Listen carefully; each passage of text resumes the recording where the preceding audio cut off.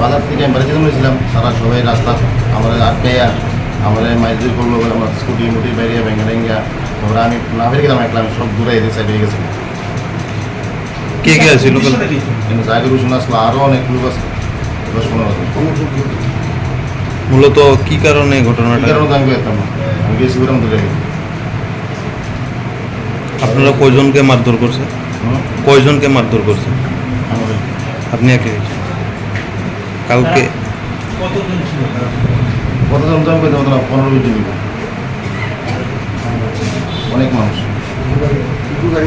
আনুমানিক কত? আনুমানিক 10টা। কথাবার্তা কত? আপনি কি মনে করেন কালকে যদি আপনারা পিছু না হাঁটতেন বা প্রতিরোধ করতেন, এখানে কোনো একটা বড় ধরনের রায়ট হওয়ার সম্ভাবনা ছিল?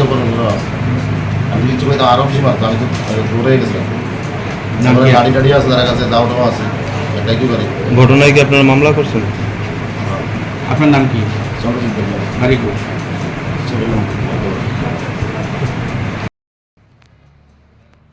আমরা কালকা রাত্রে থানাতে গেছিলাম, গিয়ে এফআইআর করছি, জাকির হোসেনের নামে এফআইআর করছি।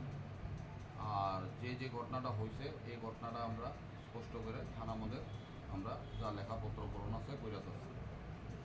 কিন্তু কালকা রাত্রে থেকে আরেকটা ষড়যন্ত্র চলন শুরু হয়েছে, যে এটারে একটা পলিটিক্যাল টার্ন দিওনের চেষ্টা করুন হইতেছে।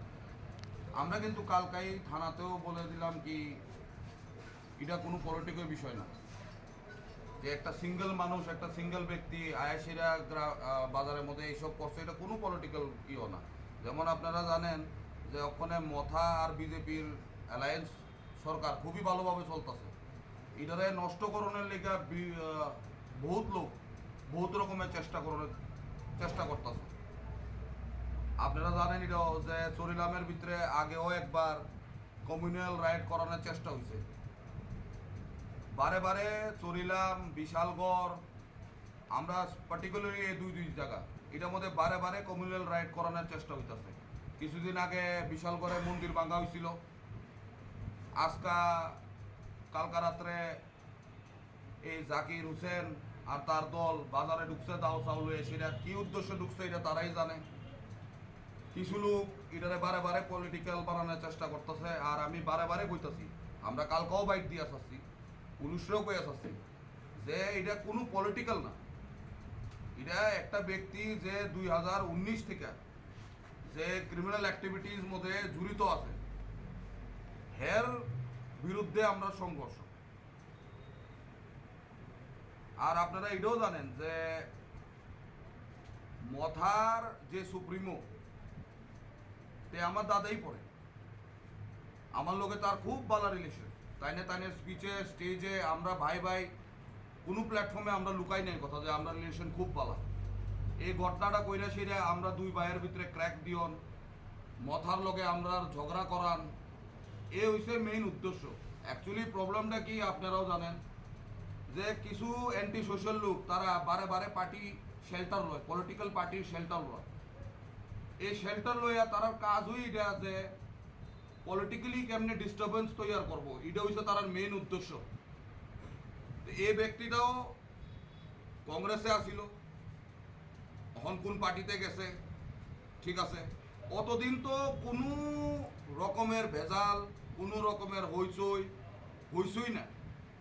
যেই এই ব্যক্তিটা একটা দলে ঢুকলো, ঢুকে সেরা আইলো রাত্রেবেলা দাও চাউলে, সেরা আমার ভাই আছে তাইনে নিজের দোকান চোকান লাগায় বাড়ি যেতেছে, তাইনেরে মারলো। আচ্ছা বুঝলাম কিল্লিকা মারলো, এটা বুঝলাম না।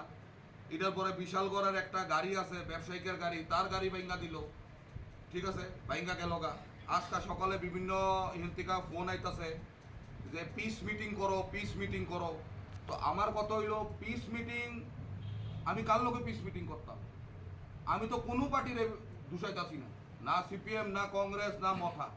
আমি ওই ব্যক্তিরে দূষাইতাছি যে এই পলিটিক্যাল সিন খারাপ করণের চেষ্টা করতেছে, যে আমরা যে অ্যালায়েন্স মথার লোকে তারা নষ্ট করণের চেষ্টা করতেছে, ঠিক আছে। তো আমি কার লোকে পিস টক করতাম?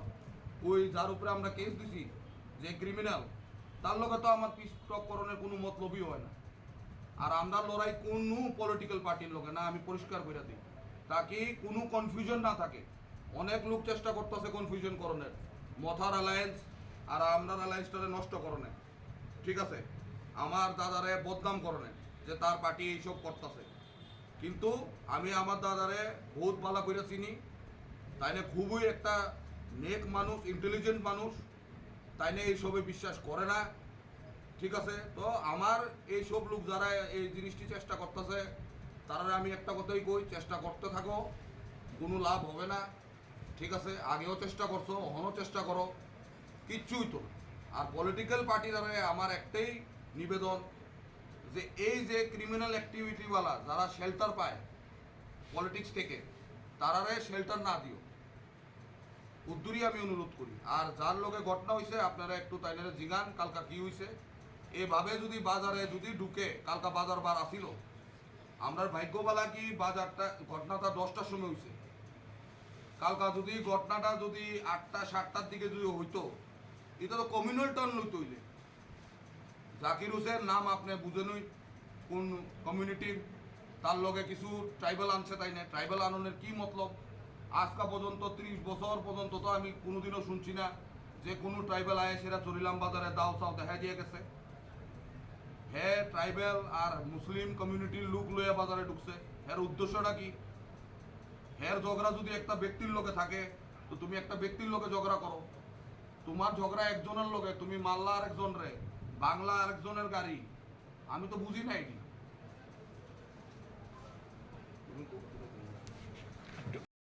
স্বাগতম জানিয়েছি। তো আমরা চাই যে জাকির হোসেন 2019 থেকে, আপনারা সবাই জানেন 2019 লোকসভা নির্বাচনেও সে রাজীব কলোনি এলাকায় দুজনকে কুপিয়ে 1 বছরের মতো পলাতক ছিল। সেই জাকির হোসেন 2023 নির্বাচনে আড়ালিয়ায় যে ঘটনাগুলি ঘটেছিল তার সঙ্গে জড়িত ছিল। পাশাপাশি সারা ত্রিপুরা রাজ্যে আপনারা জানেন যে একটা বিষয় কাজ করছে, সে তার উপর ভরসা করেই চরিলামও এই একটা সুন্দর একটা সমাজকে কুলসিত করার চেষ্টা করছে।